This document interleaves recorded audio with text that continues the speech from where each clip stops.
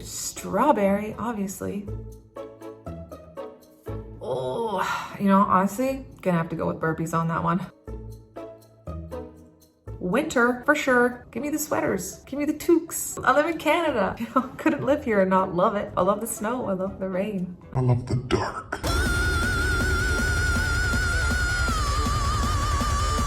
What's up, Gym Rock crew? This is Brittney Slayes from Unleash the Archers. Just here to answer a few fitness questions for Ramona.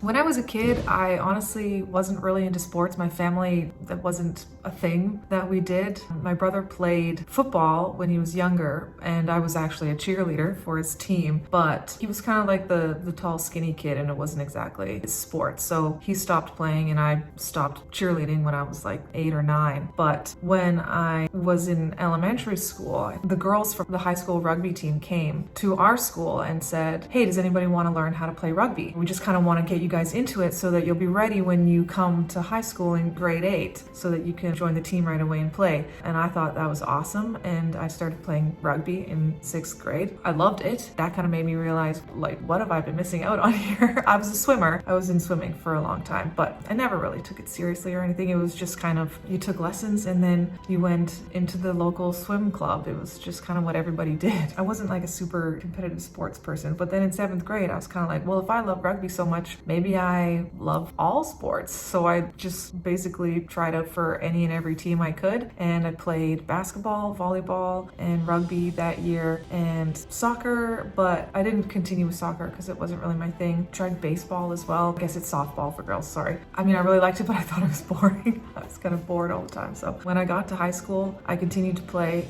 all the sports I could. Some of them were at the same time during school, so I couldn't really do that. So it turned into basketball, volleyball in the fall, and then rugby and field hockey in the spring. Eventually, I just focused 100% on rugby because it was definitely my favorite. It was what I was the best at. I started training for rugby all year round. The team started really coming together and we were really tight. We bonded, I guess you could say. So we started playing field hockey in the fall and rugby in the springtime all together, and so always training. So basically the entire rugby team was the field hockey team. So we were constantly practicing and playing together and just kind of keeping our fitness level up as much as we could all year round. And then in the summer, I would do rugby camps and I would play for the provincial team. Yeah, rugby just kind of was my life for a really long time as well. I played varsity in university. I played until my body couldn't take it anymore because I was not really the biggest kid. I was always doing the more agile kind of positions, and then ended up just sort of falling into the scrum half role, and that worked really well for me because you didn't have to be like super fast or super huge. So I guess I was neither of those, but I was definitely good at thinking on my feet. So played scrum half for years, and it was just kind of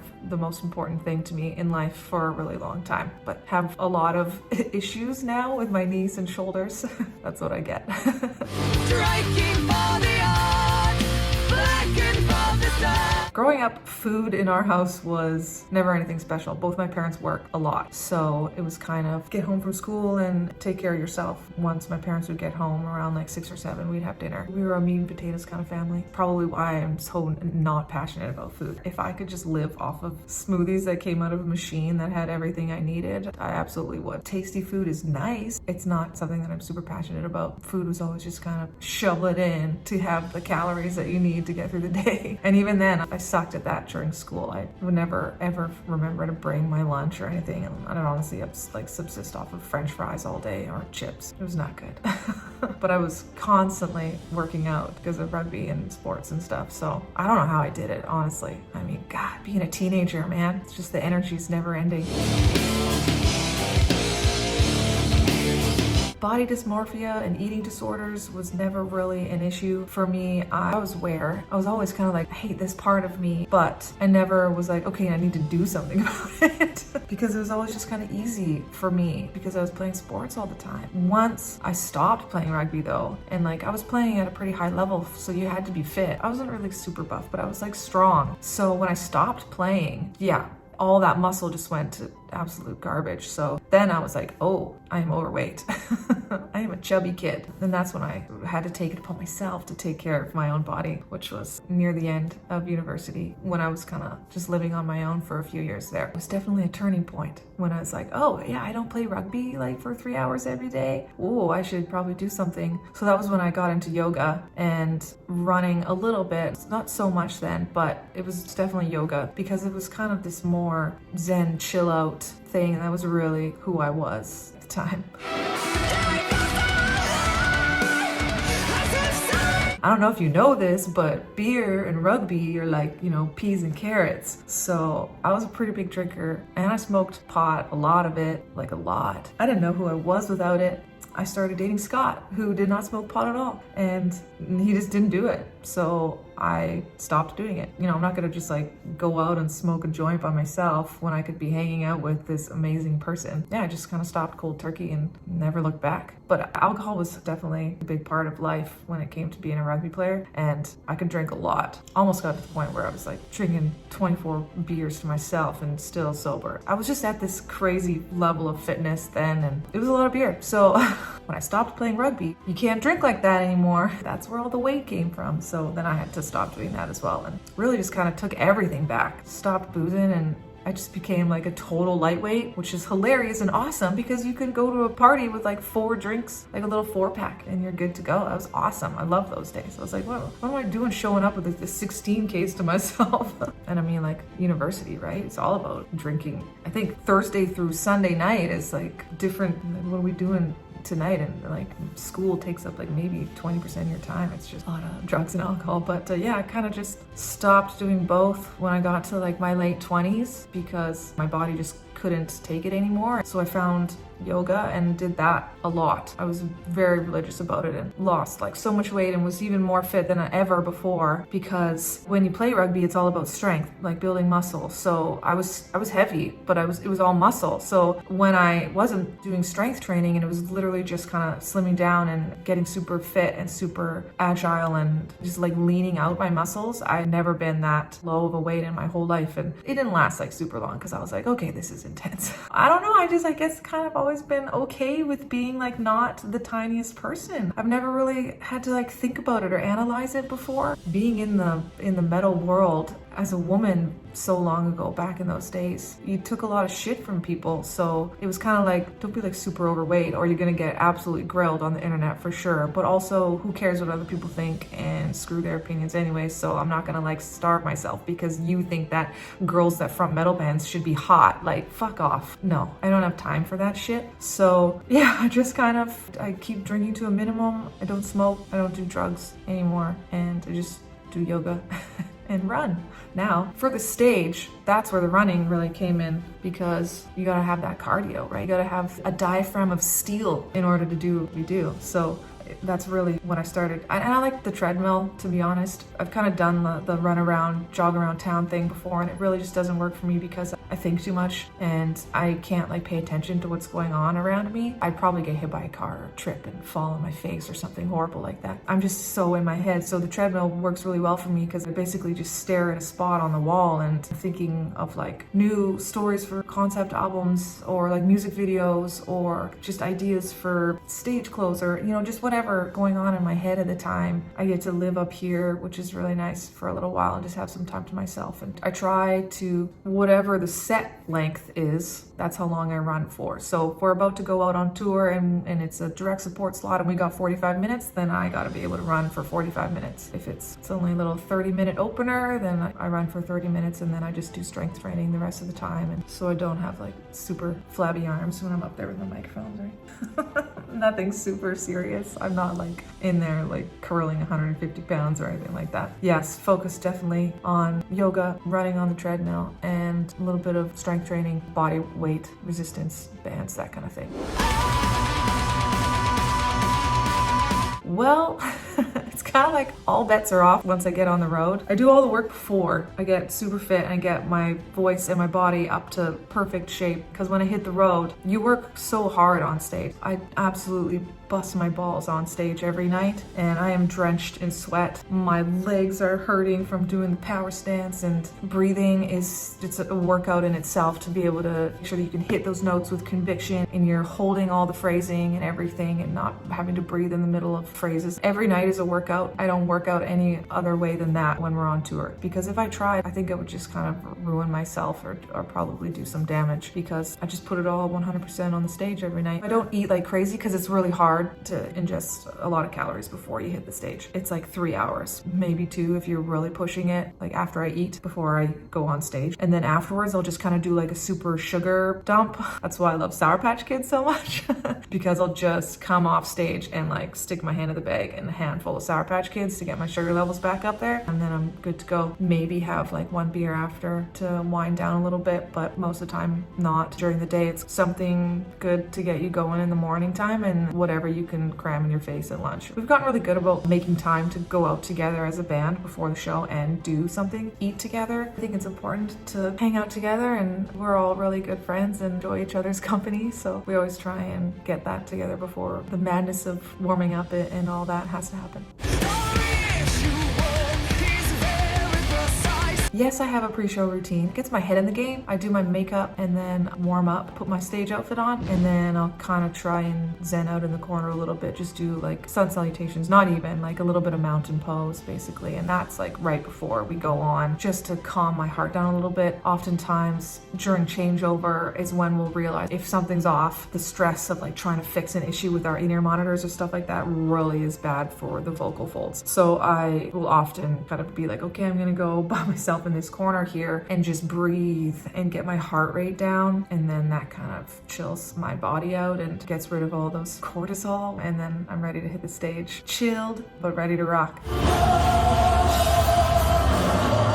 There's really no difference in my performance when it comes to physical training before, or I'm not like a super adventurous eater, so my body's pretty used to all the stuff that I put into it when I'm on tour. Pho, sushi, sandwiches, soup, nothing super crazy. Where I really notice it is if I don't get my voice into shape beforehand, which surprisingly takes a lot of strength work. There's a lot of like physical diaphragm exercises that I'll do to get my diaphragm into shape, because if that's not top notch, I'm not hitting those notes. I'm not doing a lot of the wails that I do or the phrasing that I do, or really smooth movement between head and chest voice, and doing that sort of falsetto that I do is impossible if my diaphragm isn't up to snuff. So that is what I put most of my time into before tour. Really good exercise that I like is you get one of those just little 5-pound flat weights and you put it on your stomach, on your diaphragm, and you do your breathing exercise with a weight on your diaphragm. So you're just trying to lift that weight up as much as you can with the inhale of breath through your diaphragm, like just standard diaphragmatic breathing. And it's kind of like weight training for your voice, basically. Every night I'll go into the studio and I'll do an hour of just vocal warm-ups, and then once I get to the point where I feel like I could start pushing it, I'll do like half the set, portions of the set, pieces that I think I need to work on. Eventually I'll work into what is my standard routine, which is about 30 minutes of warm-up time, and then do the full set. And then when we hit the road, I'd like to give myself an hour to warm up, but oftentimes as the tour goes on, you don't really need that much because your voice just kind of stays in shape when you're hitting it every night. So I guess you could say I'm not like the most physical person. Scott calls me a bag of rocks because I like doing yoga. I run, but only because I know that I need to stay fit to sing. If I didn't have to do that, I'd probably just be a couch potato. I do like playing disc golf. That's a lot of fun. I like going on hikes, but not super intense ones. Like small elevation gain is good, but I like being in nature and walking around and seeing this beautiful province that we live in. We used to play like rec softball, and that was a good time, but don't really do that anymore. Yoga is really kind of my main thing, and that's mostly just about having a moment to just get in tune with my body. It's kind of the most important part of that, you know? Pre-baby, I was doing yoga probably about 3 times a week, and then I'd run on a treadmill and do strength training like 2 to 3 times a week. Since Lenny was born, I haven't had a lot of time to do that, unfortunately. I've been focusing mainly on just keeping my voice in shape. That's the #1 priority for me since getting back into touring and being on stage and all that sort of stuff. So my body's coming second right now, unfortunately. But that's the way it is when you have a kid. Something's gotta give. mostly metal. A lot of times what I'll do is I'll kind of pick a whole album because it's nice to have that hour of music with nothing that's gonna pop in and surprise you. Amorphous. I've been listening to Queen of Time. I really love that record front to back. The new Dark Tranquility record that they put out, Moments maybe. Some Amaranth. I like the BPM. Iconoclast by Symphony X is really good. Mostly kind of like melodic death metal. The last Flesh God Apocalypse record is really fun to work out to. Valona. I can never remember the names. Why? I just look so bad at this. Diet right now is mostly just trying to keep my iron levels up, vitamin D up, all the vitamins and nutrients that you need in order to take care of a baby. I'm a vegetarian, but I have been eating a lot of salmon, brown rice, whole wheat pasta, multigrain bread, anything that's super iron rich and high in fiber. Lots of green veggies. Doing our best to eat as healthy as we can. Now that we have a kid, kind of like get your shit together. You don't want to teach this kid bad eating habits. But of course, I have a sweet tooth. The second she goes down to bed at night, I'm like, give me those chocolate Sour Patch Kids. Anything sour candy. I don't like keep them in the cupboard or anything. Once a week, once every couple weeks, we'll be like, oh, let's just sit in front of the TV and watch, the new whatever Marvel's got going on or something like that. Have like a little snack night. But for the most part, we're pretty good about trying not to have too much sugar around the house because we'll just eat it all.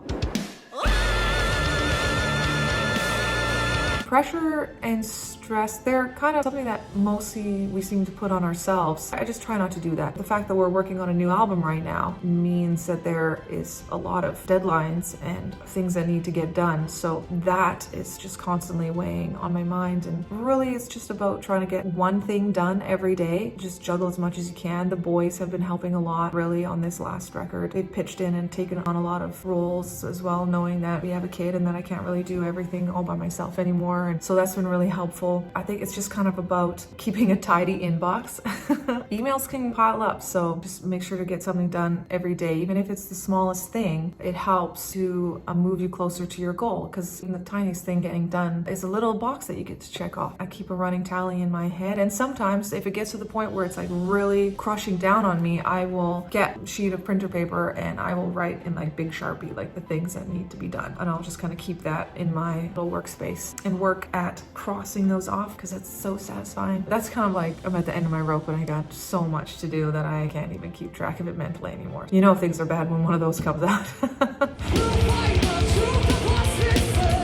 I just ignore it. I don't read comments anymore. I don't pay attention to trolls ever. I mean, sometimes something will slip by and I'll see something and you just gotta laugh because who cares? Don't waste your time or your energy. Never engage the trolls is an important rule in our band, because the second you give your energy to them, it's stolen, it's gone. That's energy that you could have used for something positive and something better and something that makes you feel better or something that helps you work towards your goals. So don't let the trolls steal your energy. Do not ever talk to them. Just don't. There's no point. And you're giving them exactly what they want, which is your time and attention. They don't actually think those things, or if they do, who cares? There's no point. Honestly, like I was saying earlier, being a woman in the metal world back in the day, there weren't really very many of us, and it was all singers in symphonic metal, and here I was trying to be like in this power death metal band. So we had like super death metal influences, but also I was like doing power metal stuff, and it was just an interesting little genre that we were creating for ourselves. But the hate was real. Oh, girls can't sing in a death metal band, or girls can't sing in power metal. And I just heard that so many times that it just got to the point where it's like, well, I'm doing it, so. And I just focused on being the best that I could be and having fun and writing music that I enjoyed playing on stage, and music that challenged me and got me excited to get on stage every night. And that's what's important. Other people's opinions don't matter. All the hate and negativity online, it's just noise. I don't pay any attention. For everyone out there that tries to make a snarky comment on our music videos, I don't see it. Go do something useful. There's been a lot of those throughout the years, that's for sure. You just pivot and you gotta come up with something else, and you gotta find another solution. Sometimes you kind of put in for a tour and you're really excited about it and you're pretty sure you're gonna get it, and then you don't, and that sucks. Or you got this really cool piece of merch and you don't have the money to print a lot of them or things like that. You just kind of make do and you move on. You do what you can and you move on to the next thing. If you're focusing on the past, you're not moving forward. So you gotta leave whatever happened back there and move on and push forwards. If something doesn't work out the way you wanted it to do, you can't lament over it. You can't kind of be like, oh, well, if only this had happened, or if only we had gotten this opportunity. It doesn't matter. Step by step, day by day, growth is exponential and success is measured by whatever you want it to be. Don't let failures or missed opportunities define you. Every day you wake up and you can make the choice to do something else, try something new, and it's a new world of opportunity. Forget what everyone else is doing. Forget what you see on social media. None of it's real. Everyone's just putting what they think the world wants to see out there. It's not who they actually are. So don't worry about it. You do your thing. You follow your own path. Never ever try and live up to the expectations of others, because that's not where happiness lies. Happiness lies in doing what you love and not worrying about the opinions of others on what it is that you do. There is no such thing as fate. You are not supposed to be somewhere right now. There is no bar that you're supposed to hit. There is no path that you're supposed to be on. The universe it just exists. We're all just here. You have the freedom to make your own way. So long as it continues to make you happy, that's what matters. Thanks so much for having me. Appreciate it. Bye.